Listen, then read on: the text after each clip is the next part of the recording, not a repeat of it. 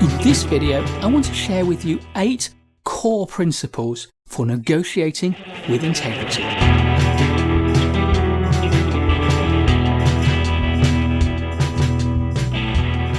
Principle number 1 is to know the outcome you want. Before you go into a negotiation, you have to know what it is you're hoping to achieve. And principle number 2 is you must also know the limit at which you will walk away if you're unable to achieve anything approaching your desired outcome. This is what Fisher and Urey call your BATNA, your best alternative to a negotiated agreement, what you would do if you failed to agree. If your negotiation is about a set of terms and conditions and offers and costs which are collectively less value to you than your best alternative to a negotiated agreement, all you're negotiating is the extent of your loss. Remember, it's not always possible to reach an agreement that will satisfy both parties. You need to have an alternative, because if you don't, you will be a hostage to the other party. Principle number 3. You get what you pay for. In a fair negotiation, if you want something, you are going to have to offer something in return to pay for it. Principle number 4. Negotiation is a process.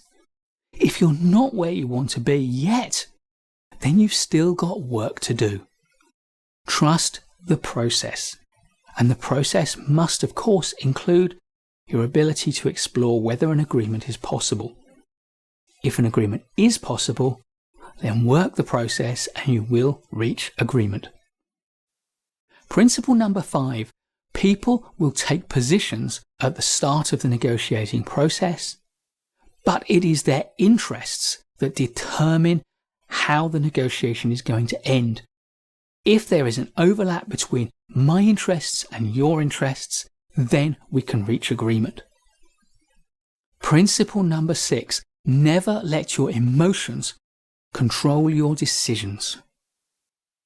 If you feel the emotional temperature of the meeting rising, if you feel your emotions bubbling up, then take a time out, take a breath, take a pause.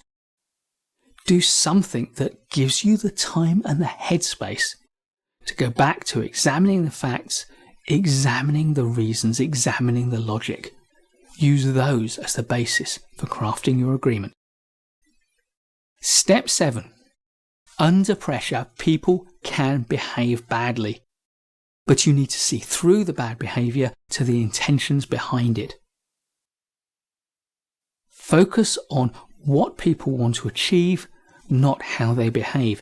Yes, disrespectful behaviour does need to get called out. It is perfectly reasonable to say, I don't like the way you're speaking with me. I'd like you to think again about your approach. But do not let their bad behaviour get in the way of making a good deal. And number 8, the most successful negotiators are the most flexible negotiators.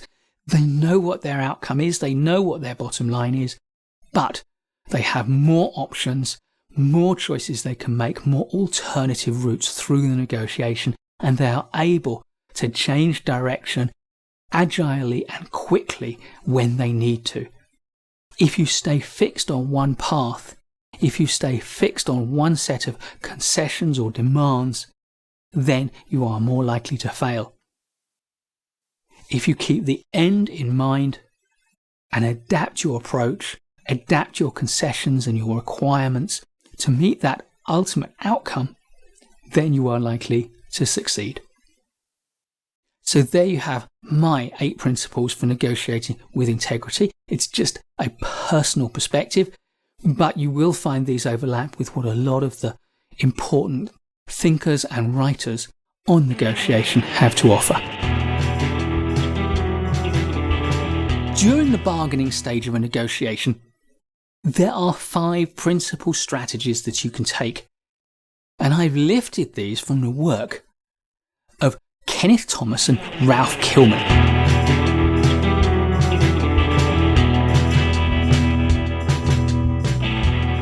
Thomas and Kilman Develop 5 strategies by looking at 2 dimensions. The first is concern for the outcome of the negotiation, or indeed a conflict, which they called assertiveness. And the second was concern for the relationship between the parties, which they called cooperation. And if you draw a chart of assertiveness against cooperation, you can see different zones. There are 5. The first zone is competing, and the competing strategy is suitable where the outcome is far more important than the long-term relationship. For a one-off transaction, you will try to get the best possible outcome for your organization. If you're buying, you'll be getting the cheapest price and the best quality goods. If you're selling, you'll be looking to get the highest possible price. However, competing is not always appropriate if the long-term relationship is of high importance, because if you or the other party feels that the outcome of this negotiation isn't strongly to their advantage, they may be unwilling to negotiate in good faith in future. At the other end of the spectrum, if the long-term relationship is far more important than the outcome of this particular negotiation, you may adopt an accommodating strategy. One that says, you know what, we're prepared to accept less than the ideal outcome from this negotiation if it helps to build a long-term relationship. This is where you might, in inverted commas, buy work by offering a service or goods at lower than the normal cost in order to build the relationship with a buyer. As a buyer, you may be prepared to offer a better chunk of work to a supplier so that you can build a long-term relationship and lock in a good quality supplier into your supply chain. The next strategy is to avoid the negotiation. Sometimes it just isn't worth the effort. The outcome you're looking for isn't that important to your organization. The relationship isn't that important, and therefore, rather than negotiate, just do the deal quickly. Often this means procuring something from a catalogue, from a website, from a store, without negotiating at all. If you waste time on negotiations where the benefit that you gain from the negotiation is marginal, then you won't have as much time to spend on negotiations where there is a significant advantage to be achieved. If both the long-term relationship and the outcome are important, but not paramount, then we come to the old favourite, a compromise. A compromise is where both parties are prepared to give something up in order to get a deal. But a compromise works where what I give up and what you give up are both equal. We feel it's fair. A compromise is fair because I'm giving up as much as you're giving up as much as I'm giving up, and we're both equally miserable. No, equally happy, equally content that a fair deal has been had. The fifth strategy is, of course, collaboration, where the long-term relationship is of paramount importance, but so is the outcome. It's worth investing the time and effort to work together to get the best possible outcome for both of you.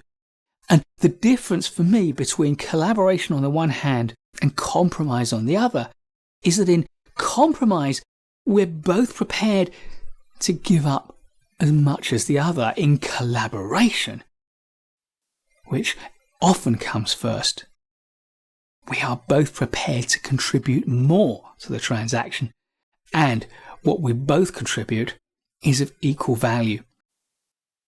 Collaboration or win-win negotiation is often seen as the ideal negotiating strategy. It isn't always the right strategy though, because it takes a lot of time, it takes a lot of effort and commitment to collaborate. You're both looking for things you can contribute to the negotiation to make it better. This is hard work, and sometimes that hard work isn't justified and a compromise is good enough. But those are the 5 strategies that Kenneth Thomas and Ralph Kilman suggested. We can compete, we can accommodate, we sometimes need to avoid, we can compromise, and the ideal for negotiations that really matter is to collaborate. Everyone comes to the negotiating table with some form of power. And it's therefore important that you can recognize and understand not only the power that you can wield, but also the power that other people are wielding around the room. So in this video, we're going to look at power at the negotiating table.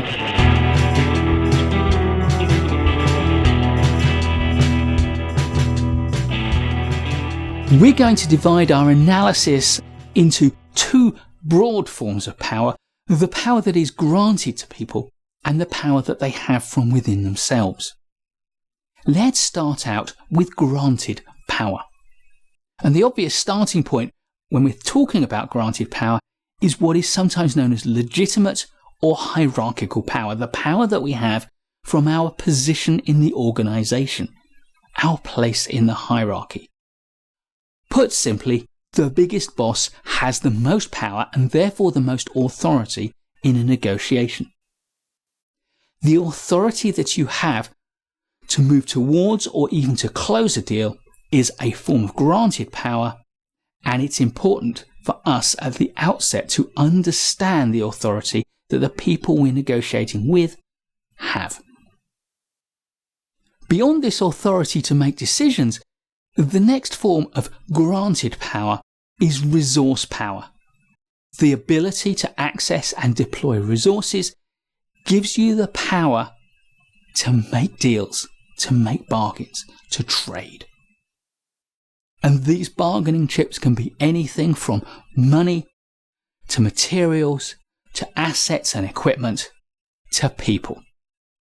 Resource power is your ability to access those resources and therefore trade with them in the negotiation to secure alternative resources for yourself.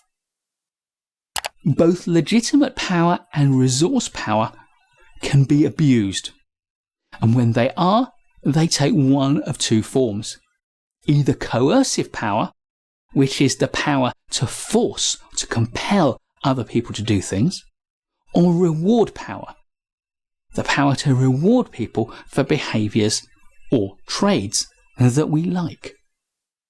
You can think of coercive power as being like a protection racket. If you don't do this, I will do that.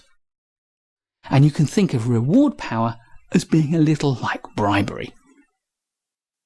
In another video, we'll look at how you deal with bad behaviour at the negotiating table, but note that it often comes from abuses of power. The other forms of power come from within ourselves, and therefore they are far more fundamental and far more useful forms of power. The only thing is they don't always give us the authority to make a decision, to make a commitment.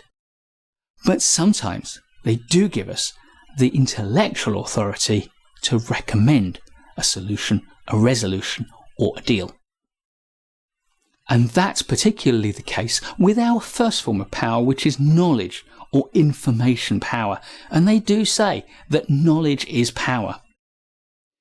If you know something that the other party doesn't know, that gives you an advantage in the negotiation. It gives you leverage. However, knowledge or information is useless to you unless you know how to use it. And that's where expert power comes in. Expert power is the ability to use knowledge effectively. Together, expert power and knowledge power give you the intellectual authority to negotiate on behalf of your organisation. Next, there's network power or connection power. It's not what you know, it's who you know. A negotiator who can call upon the support of other people has a measure of power that another negotiator who doesn't have those supporters cannot access. Next is personality or charisma power, the ability to influence because of your personality, because of the way you come across. We can contrast this with the ability to persuade either through intellectual authority or credibility, or legitimate or hierarchical authority, which allows us to compel if we need to. And clearly, there is a strong relationship between this kind of personality power and the connection power, because it's through personality power that we build connections and we give ourselves access to other people and their support. Finally, there's personal power, the power that resides within you. And that's about your self-confidence, your self-assurance, and your self-control. Your ability to master yourself and to know who you are and to know what your capabilities are. And we project our personal power through our calm and our patience and our general demeanour. We project it through our considered responses to the things that happen around us and the measured pace with which we conduct our negotiation. And importantly, self-control allows us to put across what psychologists would call low affect, what the rest of us would refer to as a restrained response that is not over-emotional. But this is not about being coldly logical. It's about taking your time and not overreacting to the things that happen around you. The last thing to think about when we're considering power are the trappings of power, the things that portray how powerful you are. And a lot of this is about the way you appear, the clothes you choose, your posture, the accessories you carry, the way you speak. If you want to portray more power, then slow down and do not shout. People who need to shout are those who are uncertain and lack confidence in their authority. For more on this, you might like to look up our whole course on personal impact, and in particular, the video we made on gravitas. Of course, the other important element of the trappings of power is how the people around you treat you. If you go into a negotiation with colleagues, are they acting respectfully towards you?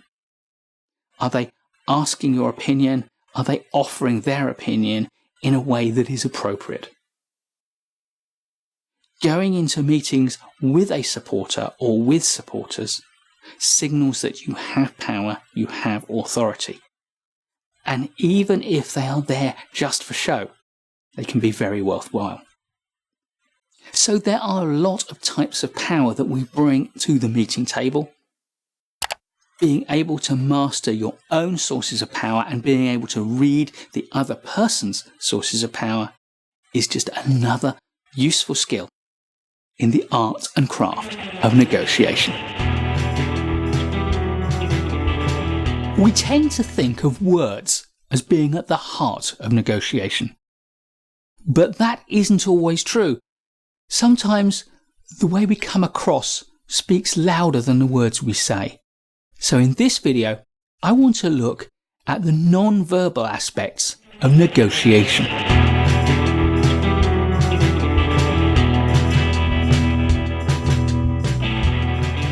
The first thing to think about when we think about non-verbal negotiation is arguably the most important thing. It's the first impression that you make upon the other parties with whom you're negotiating. And while part of this comes down to the way you look, and we'll consider dress in a minute, a lot of it is about the way you carry yourself. Enter the room with an upright and open posture. Be relaxed, smile, and be attentive to the situation at hand rather than distracted by something else. If you enter the room looking at your phone, or flicking through some notes, or perhaps talking with a colleague, then you're immediately signalling that there is something else on your mind. For more detail on this, take a look at our personal impact course, and in particular, the video on first impressions, posture and gesture. The next thing to think about in terms of non-verbal communication is your dress style, what your clothing says about you. And possibly the most important aspect here is the level of formality that you choose to adopt. And the simple rule is that people like people who are like themselves. We respect and like people who make similar choices to ourselves. Therefore, think about the context and how other people are likely to choose to dress in that context and dress accordingly. Another rule that can serve us well is that people like people who are like they want to be. So if you are going to dress in any way different to the people around you, then aim to dress perhaps half a notch above the level that they will choose, setting yourself slightly apart but not too far apart from them. If in doubt, in any negotiation, then it's always going to be appropriate to adopt a smart and somewhat formal style, but not a showy one.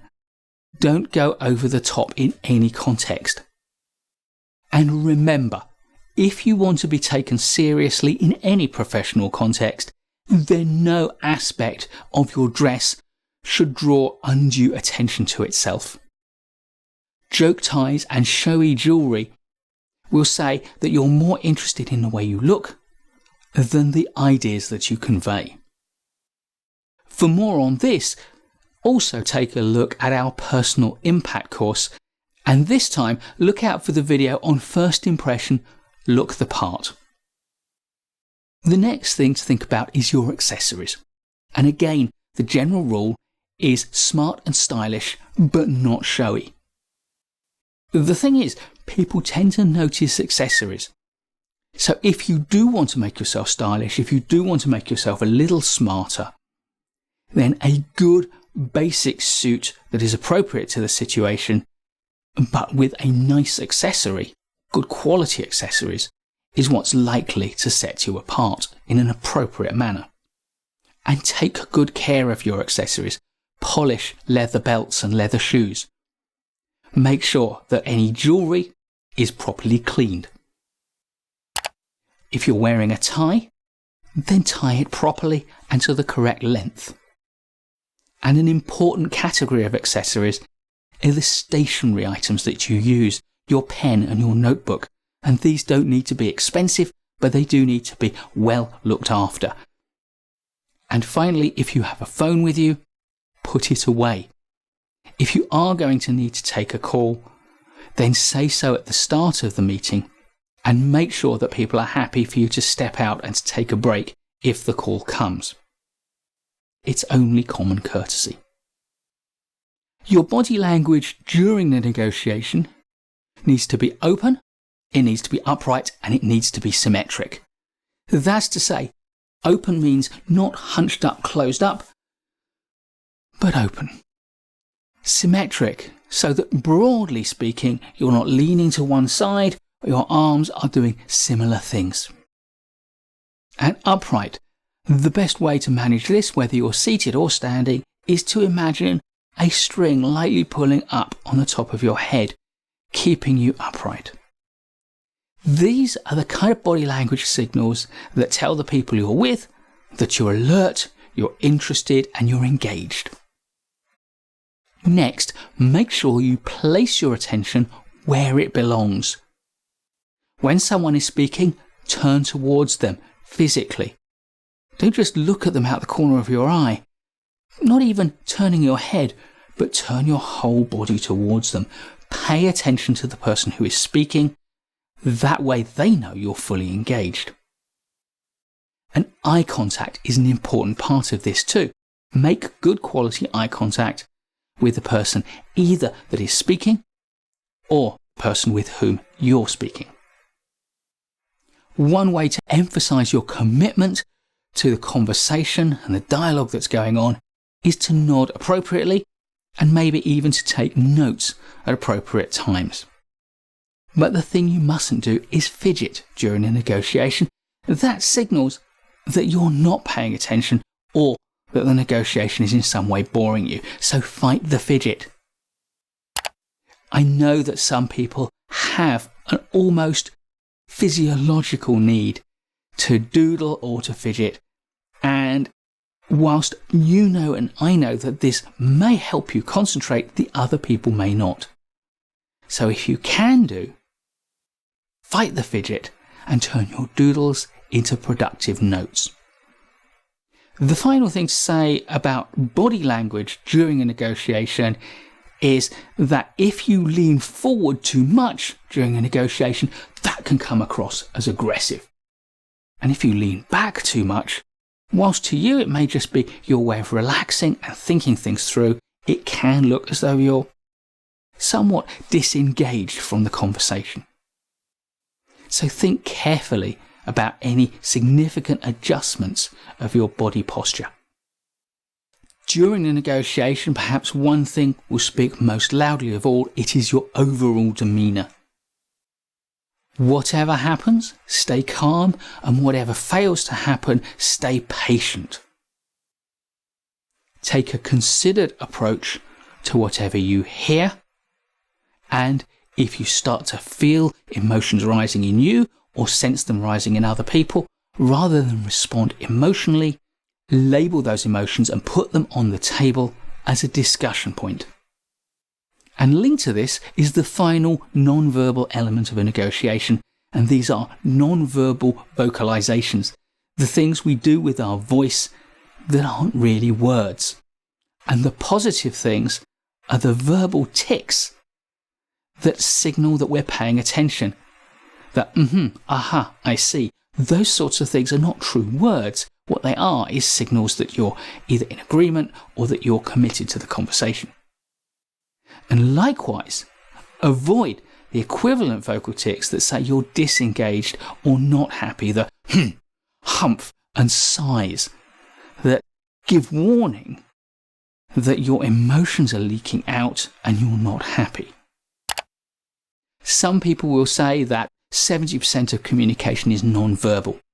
Whether or not that's true, whether or not that's even provable one way or another, the fact is that non-verbal signals are important in all forms of communication, and in particular in high-stakes communication like negotiation. You won't be able to master all of your non-verbal communication. You can't help but leak information about the way you're feeling. But the more you can do to take control of it, the more polished you will be as a professional and the more effective you will be as a negotiator. Please do give us a thumbs up if you like this video.